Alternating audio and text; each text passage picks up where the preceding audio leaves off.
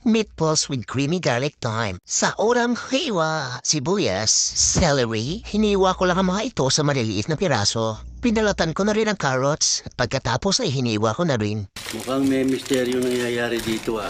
Pitpita na ng bawang at tanggalin lang ang balat.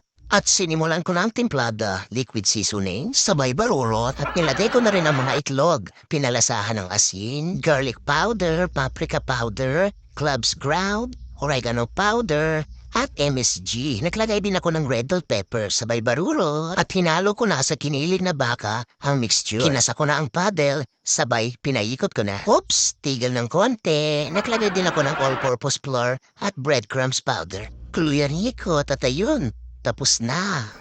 At akin munang sinubukan ang consistency. Consistency check muna. Okay na. Simula na magbilog. Bilog, bilog. Gumawa ako ng 15 piraso para sa 15 tao. At ayun, tapos na. Kinakpan ko ng foil at isinalam ko na agad sa oven. Huwag naman magpaliwanag ito.